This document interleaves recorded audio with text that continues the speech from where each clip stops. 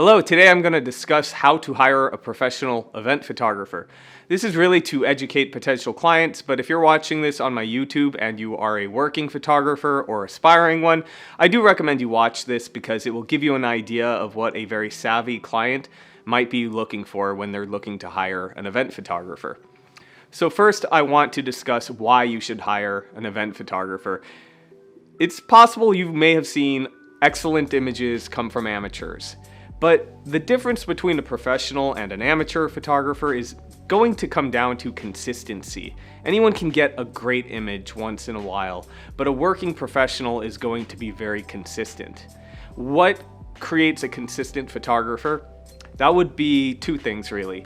It would be their deep understanding of the craft at a technical level, which includes like all the technical stuff, but understanding how the camera sees versus the human eye sees. And the second thing would be experience. The experience to walk into a job and already know the layout and know the different programs, etc. Different jobs will have. What this means is they're going to be able to begin shooting right away. They're going to have less downtime where they're having to A, consciously think about the technical stuff, and B, thinking about where they should probably be at this moment in the program. A photographer friend of mine used to say there are two types of photographers. You have the technical photographer and then you have the shoot from the hip creative. And he believed there was typically not much overlap. You kind of were starting out with one or the other. And while I do think there is some truth to this, I don't think it's exactly accurate. The reality is that having a creative vision and being creative in general is mostly going to be genetic. However, you can learn the technique, and it's a little bit more difficult to learn how to be creative, if I'm honest. But the real truth is that if you want to be a very creative, talented photographer, you have to have a deep understanding of the technical aspects. If you do not, you may have vision, but you will not know how to execute it. And like I said, you have to understand not just how your human eye sees, but how the camera sees, which is going to be very different. So how do you assess a photographer's technical skill? The first thing, of course, is that you are going to look at their portfolio. However, if anyone does anything long enough, they're bound to get 12 good images or 12 good whatevers, right? So we need to really be able to have a more thorough way of assessing their skill as a photographer. And what I recommend is asking to see sample jobs. Now, a very experienced and technically proficient photographer will be able to work in a variety of jobs for two reasons. One, they understand all the technique, and so if a variable is thrown at them that they're not used to, they know the way to solve that problem.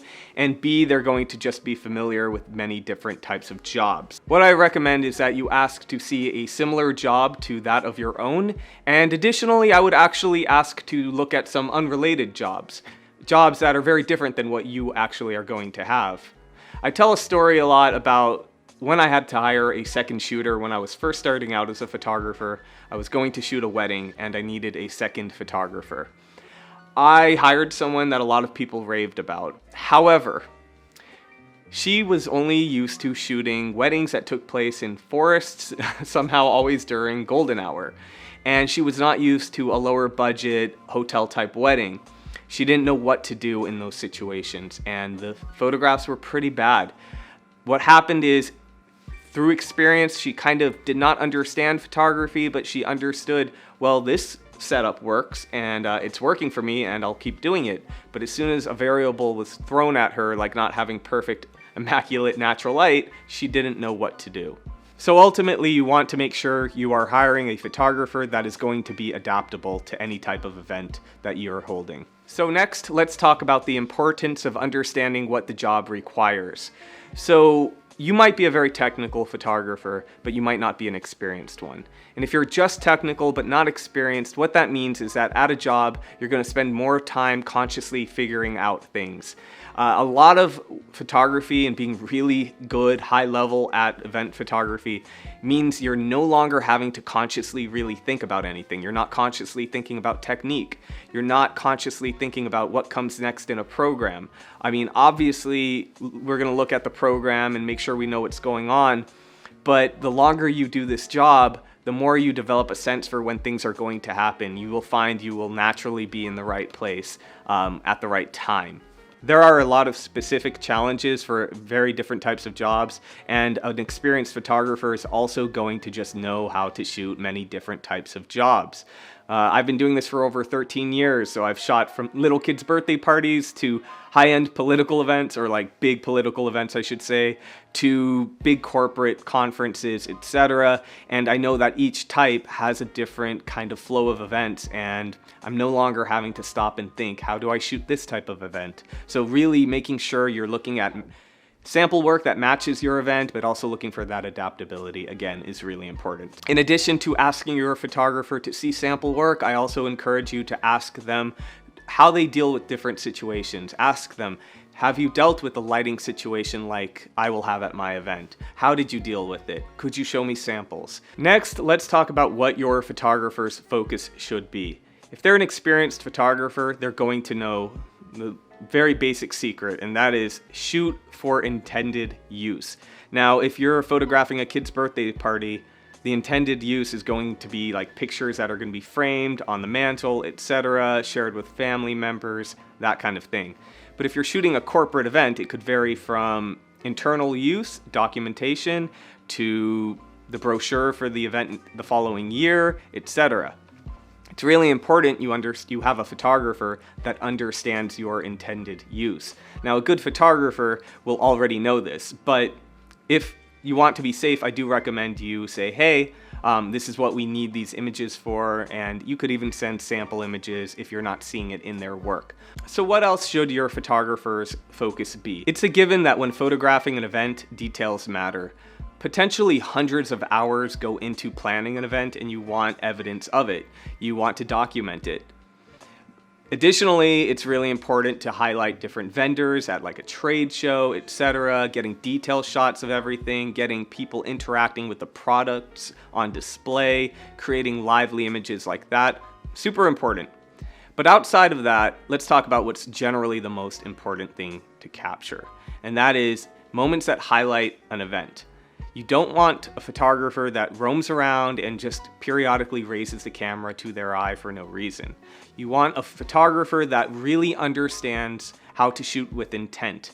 Every time they raise their camera, it's because they see a moment that they want to document, or they're looking for a specific shot that you know will fit your intended use.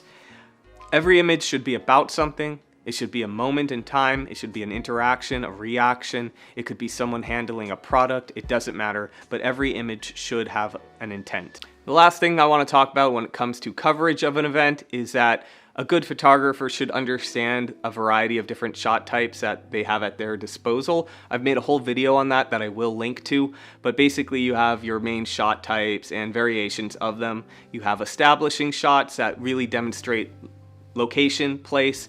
It gives scale of an event. It grounds all the images that come after it. You have candid moments. You can do close candids where you're zooming in real tight and capturing an emotion. You can have candid interactions where you're basically giving context, maybe shooting over someone's shoulder, and so you see that person is reacting off another person. You can get them both in focus. It doesn't really matter. You have your detail shots and on. You want a photographer that's going to understand that they need to capture a wide variety of all these shot types that not only tell a broad story, but also will suit your intended use. Let's talk about how to prepare your photographer for your event. No later than one day before, you should give them a list of any VIPs that will be in attendance. I also recommend that you give them a copy of the program, of course, and that way they're fully prepared. Also must have shots. But all that said, if you're hiring an adaptable, skilled, experienced photographer, they probably know the job and they're probably going to do pretty well without any guidance. That said, most photographers do appreciate you providing that information, and most will ask you for that information as you book them or when they arrive at the job and they have a little powwow with you. You can quickly talk to them about all that. Let's talk about the importance of style or lack of. A lot of photographers will try to distinguish themselves through an arbitrary aesthetic style. This can be problematic for you if you're shooting something like a corporate event where you need the images to match your branding. They need to match the rest of the images on your account. And what you want are images with more latitude so you can adjust them to suit any aesthetic style you might choose. If you have overly stylized images, it's going to be harder to, or impossible, to undo all the editing they've done to those images.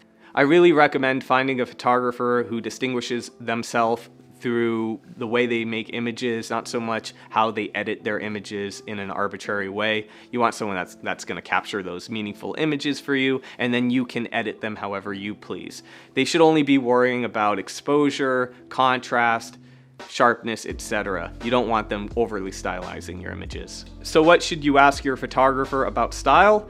If you've done your research, you're going to kind of get an idea of what their work looks like. Again, don't look at their Instagram account, don't look at their portfolio, look at an actual job they shot, the entire gallery. You'll know what the images are going to look like. However, I do recommend you do ask about what editing is included, meaning what typically it's going to be exposure, contrast, all those fundamentals that I mentioned. Next, you really want to make sure that you understand what usage rights are included in a photographer's services. They should be telling you. For me, as an event photographer, I include basic usage rights, which covers posting online, making copies, internal use, that kind of thing. The only thing I limit is any commercial use.